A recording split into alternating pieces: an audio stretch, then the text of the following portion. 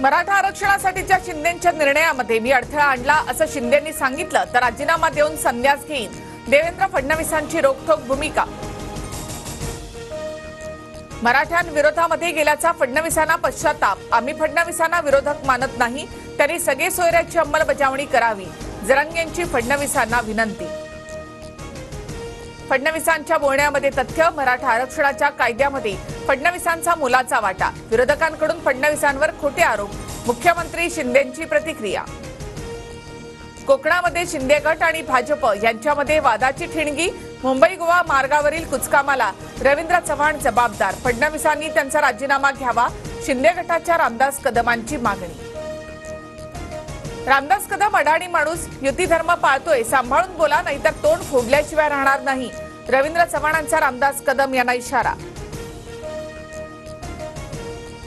रवींद्र चव्हाण पागल झालेत, सार्वजनिक बांधकाम खातं सांभाळण्याची त्यांची लायकी नाही, चव्हाणांकडून युती तोडण्याचे प्रयत्न, रामदास कदमांचं चव्हाणांना प्रत्युत्तर। वारंवार भाजपवर बोलणं मान्य नाही अशा टीकांमुळे मन दुखावतात, या मुद्द्यावर शिंदेंशी बोलणार, रामदास कदमांच्या वक्तव्यावर फडणवीसांची प्रतिक्रिया। अजित पवारांची जनसन्मान यात्रा आज नवाब मलिकांच्या मतदारसंघात, चेंबूरच्या देवनार आगाराजवळ यात्रेमध्ये सहभागी होण्याचं मलिकांचं आवाहन। नवाब मलिकांना महायुतीमध्ये घेण्यास फडणवीसांचा नकार,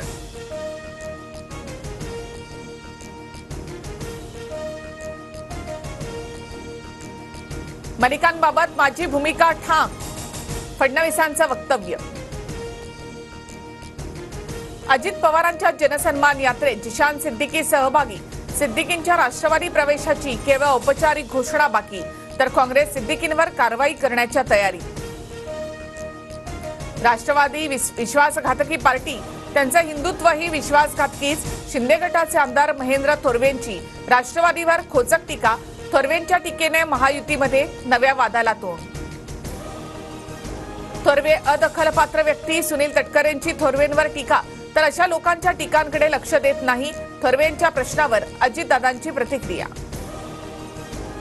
दादांना दाखवलेल्या काळ्या झेंड्याबाबत फडणवीसांनी खुलासा करावा, मिटकरींची मागणी, तर मिटकरींनी आपली उंची पाहावी, जगदीश मुळीक मिटकरींच्या विरोधामध्ये आक्रमक। नाफेडच्या कांदा खरेदीची यादी सोशल मीडियावर व्हायरल, वजन केलेल्या कांद्याच्या ठिकाणी डमी अशी नोंद, कांदा खरेदीमधील भ्रष्टाचार उघडकीस येण्याची शक्यता। पुण्यामध्ये 2 दिवसांपासून मुसळधार पावसाची हजेरी, पुणे नगर मार्गावर वाहतूक कोंडी, रक्षाबंधनाच्या निमित्तानं घराबाहेर निघालेल्या नागरिकांची वाहतूक कोंडीचा फटका। कोलकाता महिला डॉक्टर अत्याचार प्रकरणी डॉक्टर पुन्हा रस्त्यावर, दिल्लीमधील आरोग्य मंत्रालयासमोर डॉक्टरांचं आंदोलन। काही राज्यांमध्ये आज मुसळधार पावसाचा इशारा, दिल्लीसह पंजाब आणि हरियाणा राज्यांना अलर्ट, उत्तराखंडमध्ये सुद्धा 3 दिवस मुसळधार पावसाचा अंदाज। राज्यामध्ये डिसेंबरमध्ये निवडणुका होणार असतील तर ती सरकारची सोय, सत्ताधाऱ्यांना पराभवाची भीती, संजय राऊतांचा हल्लाबोल। विधानसभा उशिरा गठीत झाल्यामुळे आमच्याकडे वेळ आहे, त्या वेळेपर्यंत कधीही निवडणुका होऊ शकतात, भुजबळांचं सुप्रिया सुळेंसह संजय राऊतांना उत्तर।